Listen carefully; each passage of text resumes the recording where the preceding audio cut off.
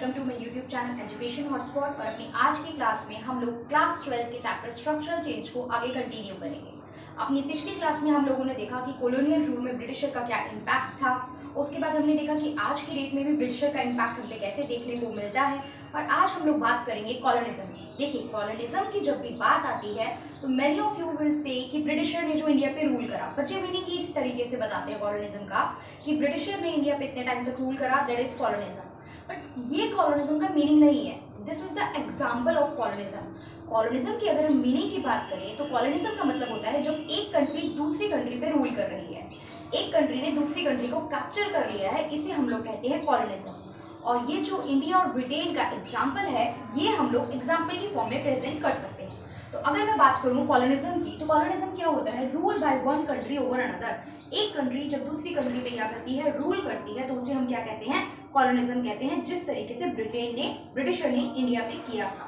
तो इसका मतलब ये नहीं है कि ब्रिटिशर ने और किसी कंट्री पे रूल नहीं किया या किसी और कंट्री ने किसी और कंट्री को अपनी कॉलोनी नहीं बनाया।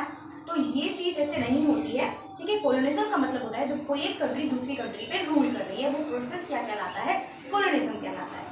अब इसको यहाँ पे दो पार्ट में डिवाइड किया गया है। एक one is britisher and another is before britisher. देखिए, ऐसा नहीं है ब्रिटिशर से पहले। ब्रिटिशर की बात करें तो थोड़ा हिस्टोरिकल अगर आपको नॉलेज हो तो ईस्ट इंडिया कंपनी, ब्रिटिशर की कंपनी 1600 में यहाँ पे स्टैब्लिश हुई। 1600 से पहले और भी लोग थे, पोर्तुगीज थे, ठीक है, जो यहाँ पे ट्रेड करके आए थे, अगर यूरोपियन की बात करूं। और उससे पहले, ब्रिटिशर से पहले भी और भी बहुत से लोग थे जो यहाँ पे क्या कर रहे थे, जिन्होंने यहाँ पे इन्वेजन किया था और रूल किया था। अगर मैं बात करूं अरब्स की, अगर हम बात करें मुगल्स की, तो ये लोग आए और यहाँ पे बहुत लंबे समय तक रूल करके गए हैं। तो यहाँ पे हम लोग देखते हैं कि ब्रिटिशर और बिफोर ब्रिटिशर भी लोग, हमें कॉलोनियल रूल जो है वो हमें देखने को मिलता है। बट अगर हम ब्रिटिशर की बात करें तो ब्रिटिशर का जो इम्पैक्ट था बहुत फार और डीप था। देखिए, आज की बात करें, मैंने आपको लास्ट क्लास में भी एग्जांपल बताया कि आज के डेट में भी ब्रिटिशर का इम्पैक्ट हमें अपने सिस्टम में देखने को मिलता है। Whether it is legal, whether आपका पॉलिटिकल सिस्टम हो, चाहे हमारा स्कूल में एजुकेशन सिस्टम हो, चाहे ड्रेसिंग सिस्टम हो, चाहे फूड हैबिट हो, ये सब में हमें ब्रिटिशर का रोल देखने को मिलता है, ठीक है।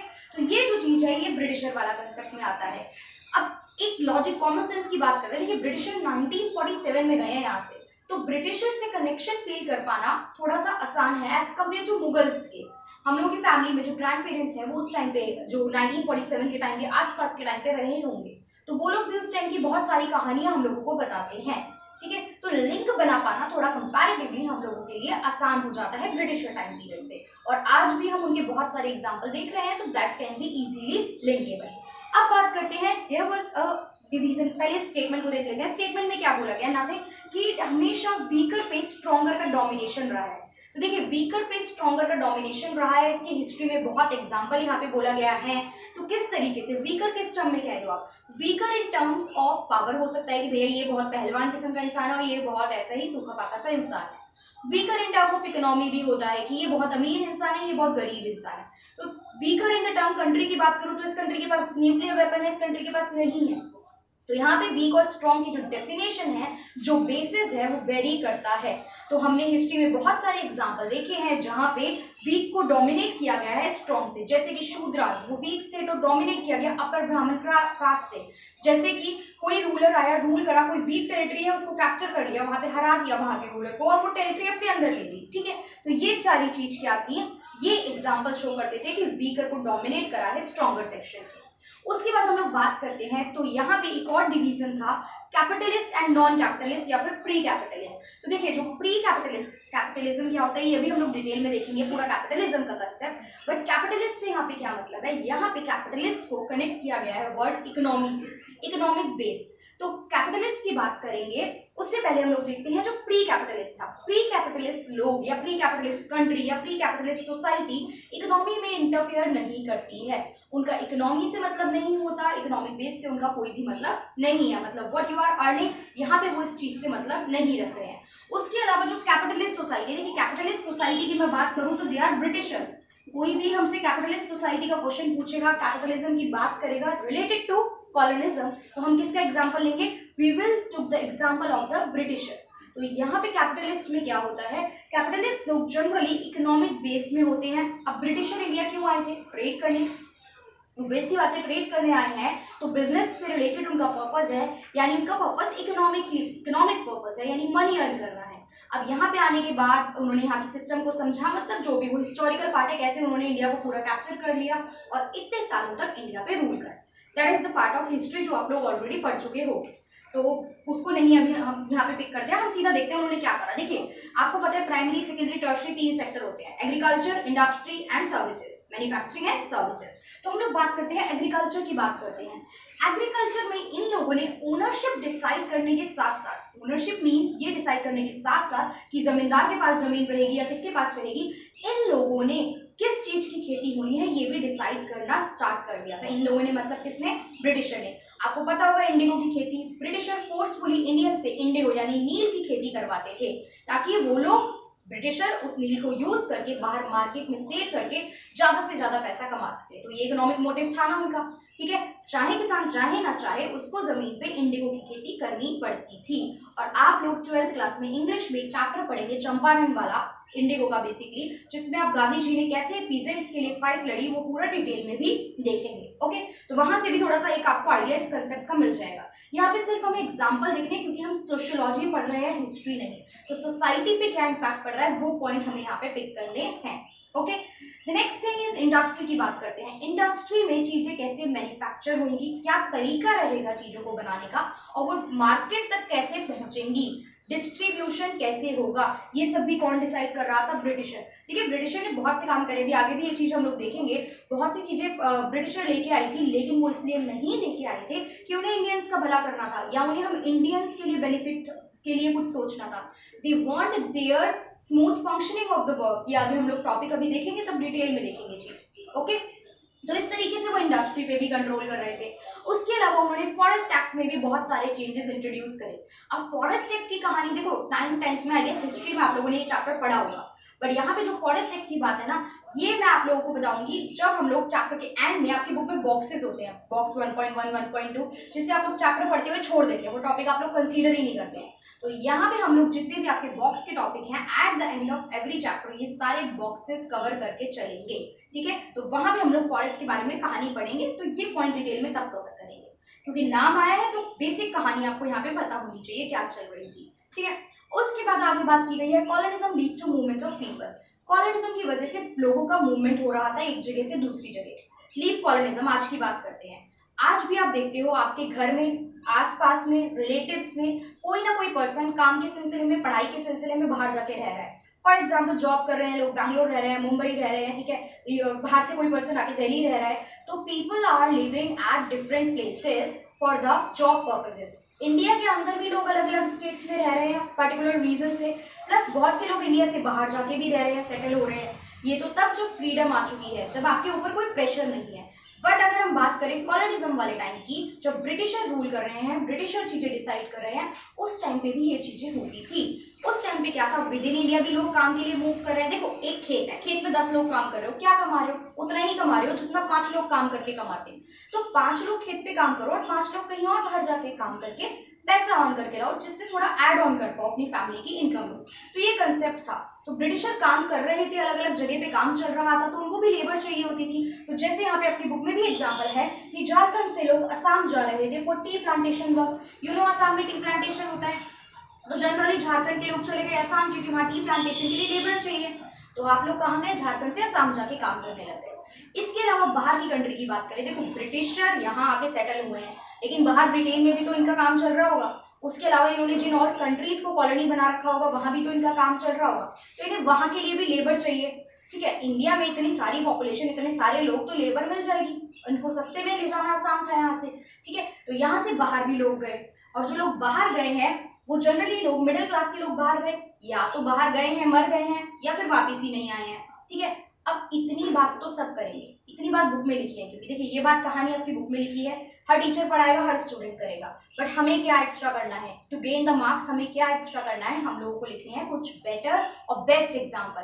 तो यहाँ पे जो हम एग्जाम्पल यूज करेंगे वो हम करेंगे गिरमिटियास पीपल का। अब गिरमिटियास कौन थे, देखिए गिरमिटियास एक उस ट्राइब को, उस ग्रुप को, उन लोगों को नाम दिया गया है, उन लोगों के ग्रुप को जो ब्रिटिशर के टाइम पे बाहर चले गए काम के पर्पज से, वर्क करने के पर्पज से, और उसके बाद वापस नहीं आए, ये लोग जिस भी कंट्री में गए ये वहीं सेटल हो गए, फिर इनकी जनरेशन ओवर जनरेशन उसी कंट्री में रह रही है।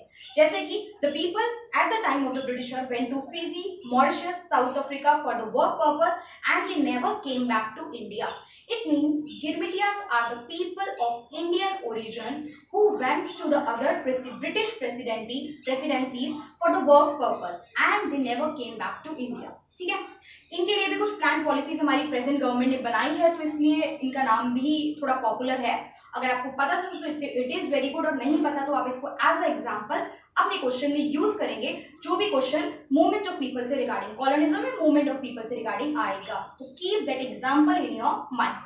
आगे बात करते हैं, देखो for smooth functioning change took place. जो स्ट्रक्चरल चेंज की आप बात कर रहे हो तो स्मूथ फंक्शनिंग के लिए चेंज आए, और चेंज कैसे कैसे? ब्रिटिशर चेंज कर रहे थे लीगल एस्पेक्ट में, लॉ बना रहे थे, कल्चर एस्पेक्ट में चेंज कर रहे थे, कुछ आर्किटेक्चरल चेंज आ रहे थे, बहुत सारे चेंज आ रहे थे। एक चेंज की बात करते हैं रेलवे। 1850s में ब्रिटिशर रेलवे लेके आए। ब्रिटिशर का रेलवे लाने के पीछे क्या रीजन था? कि इंडियंस चल नहीं पाते हैं, रोड अच्छी नहीं है, तो ये ट्रैवल कर पाए, क्या ये रीजन था? Obviously not. They do not want the welfare of the Indian people. They only want is what they only want is their profit. उनको अपना इकोनॉमिक मोटिव चाहिए था, ठीक है। तो इस चीज में क्या करा, रेलवे आई ताकि वो रॉ मटेरियल इजीली यहाँ से बाहर ले जा सके और बाहर से फिनिश्ड गुड को इजीली यहाँ पे मूव कर सके, और इससे क्या होगा, उनको बेनिफिट होगा, उनको अच्छी अर्निंग होगी।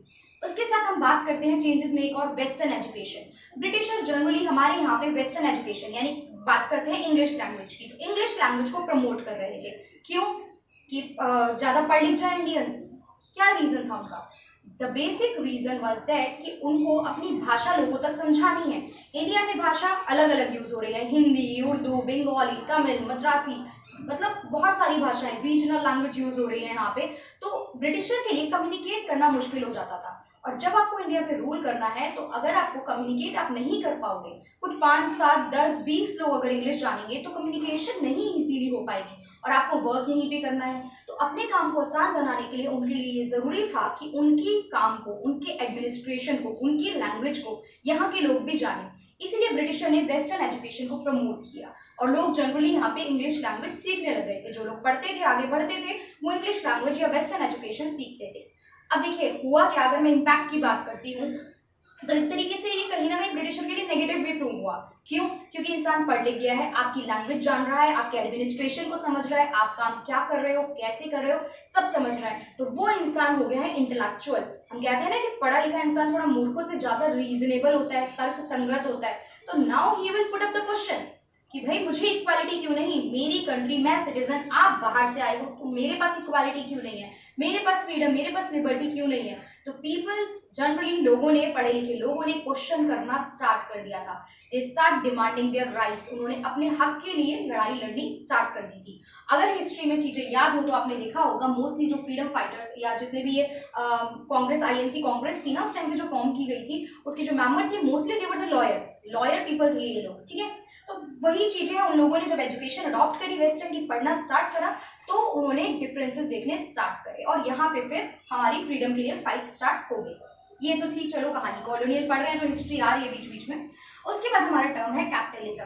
कैपिटलिज्म की अगर हम बात करें, देखो कैपिटलिज्म क्या है, यहाँ पे आपने कैपिटलिस्ट पढ़ा, तो कैपिटलिज्म को डिटेल में देखेंगे। कैपिटलिज्म, कैपिटलिस्ट, ये मल्टीपल जगह पे यूज होगा। कैपिटलिज्म, सोशलिज्म भी आगे बहुत सारी जगह पे आएंगे। तो कैपिटलिज्म देखते हैं। कैपिटलिज्म एक ऐसा प्रोसेस, कैपिटलिस्ट कुछ ऐसे पर्सन, कैपिटलिस्ट सोसाइटी एक ऐसी सोसाइटी जहां पे प्राइवेट लोग काम कर रहे हैं। प्राइवेट पर्सन, जैसे मैंने कोई काम स्टार्ट कर दिया, आप लोगों ने कोई काम स्टार्ट कर दिया इंडिविजुअली, हम लोगों ने प्राइवेटली कोई काम स्टार्ट कर दिया। प्राइवेट मतलब without the consent knowledge of government, मतलब गवर्नमेंट का कोई रूल यहाँ पे नहीं है, गवर्नमेंट हमारे काम में इंटरफेयर नहीं करेगी। स्टेक होल्डिंग, ओनरशिप किसकी है? हमारी, मतलब प्राइवेट पर्सन के हाथ में। और यहाँ पे प्राइवेट पर्सन जो है वो क्या करेगा? पैसा कमाने के लिए काम करेगा। देखिए प्राइवेट पर्सन कोई भी बिजनेस स्टार्ट करता है वो ये सोच के नहीं करता, उसका मेन मोटिव ये नहीं होता कि वो सोसाइटी का वेलफेयर करेगा। ऑल्दो वो कुछ चैरिटी कर देगा, कुछ भला कर देगा, अच्छा इंसान है, that is the different thing, but main motive होता है पैसा कमाना। If I and any of you will start a particular business, हम लोग कोई बिजनेस स्टार्ट कर रहे हैं तो the basic motive was to earn the profit. Okay, तो क्या देखा हमने? Private people to earn the profit, no interference of the government. 3 बातें हमने समझी। और जो ये प्रोडक्ट के साथ डील करेंगे, कैपिटलिस्ट सोसाइटी में जो भी प्रोडक्ट के साथ डील करा जा रहा होगा उसका प्राइस कैसे रखते हैं। ठीक है, गवर्नमेंट में तो गवर्नमेंट ने एक डिसाइड कर दिया, यहाँ पे प्राइस रखा जाता है डिमांड सप्लाई मैकेनिज्म के through. This is the economic concept, वो डिटेल में नहीं समझना है, बट इतना समझिए प्राइस जो है वो प्राइवेट पीपल मार्केट में कितनी डिमांड हो रही है और आप कितनी सप्लाई कर पा रहे हैं, इन दो बेसिस के बीच में हम लोग प्रोडक्ट का प्राइस रखते हैं। ओके, इतनी बात समझ में है। तो कैपिटलिस्ट या कैपिटलिज्म से ये बात हमें समझ में आ रही है कि हमारी मार्केट में कंपटीशन एग्जिस्ट करता है। कंपटीशन एग्जिस्ट करता है, क्योंकि कंपटीशन एग्जिस्ट कर रहा है तो दूसरों से आगे निकलना है, पीछे नहीं रहना है। आगे निकलना है तो आप क्या करोगे, आगे निकलना है तो आप डायनेमिज्म यूज करोगे, आप ग्रो करोगे, एक्सपेंड करोगे। एक ब्रांच है, दूसरी करी, दूसरी है, तीसरी करी, you will do innovation. Innovation की बात करें, देखो जनरली क्या है, चिप्स है, जैसे लेस है, बिंगो है, ऐसे मल्टीपल है, तो आपको कुछ ना कुछ चेंज तो करना पड़ेगा। फ्लेवर में चेंज करो, पैकिंग में करो, ब्रांडिंग में करो, कुछ ना कुछ चेंज करो जिससे कि आप ज्यादा से ज्यादा कस्टमर को अपने टुवर्ड्स गेन कर सको। जैसे कि आप लोग देखोगे लेस की पैकिंग में चेंज आ चुका है, वो एक स्माइली वाला फेस वो लोग लगाते हैं। तो what is this, to attract the customer. ठीक है, लोगों को अट्रैक्ट करने के लिए आप लोग नए फ्लेवर इंट्रोड्यूस करते हो, ये सारी चीजें आती हैं, इनोवेशन का पार्ट होती है। Okay, this is about innovation. इसके अलावा टेक्नोलॉजी का अपग्रेडेशन टाइम टू टाइम करनी है, जो चीजें चल रही है, कांस्टेंट है, प्रोडक्शन हुआ, इतने लेवल तक पहुंचा, नाउ व्हाट, अब कैसे ग्रो करोगे। Now you need technological upgradation in the product. Okay, so this is about colonialism. Britisher का क्या इम्पैक्ट था, कॉलोनिज्म, सिर्फ कॉलोनिज्म की बात की तो कॉलोनिज्म का मल्टी डायमेंशनल इम्पैक्ट पड़ा था। लीगल, कल्चरल, आर्किटेक्चरल, हर जगह इम्पैक्ट पड़ा था। लोग भी एक जगह से दूसरी जगह जा रहे थे, ये हमने देखा। कैपिटलिस्ट, प्री कैपिटलिस्ट का इम्पैक्ट हमने देखा।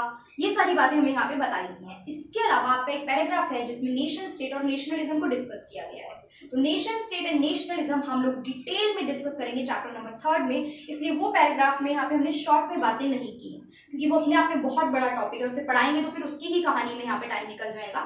तो उसके बारे में चैप्टर 3 हमारे पास सेपरेटली है, तो हम लोग चैप्टर 3 में डिटेल में वो कंसेप्ट पढ़ेंगे। Okay, so this is about today. अगली क्लास में हम लोग अर्बनाइजेशन और इंडस्ट्रियलाइजेशन के कंसेप्ट के साथ दोबारा से टॉपिक को कवर करेंगे। Thank you for watching the video.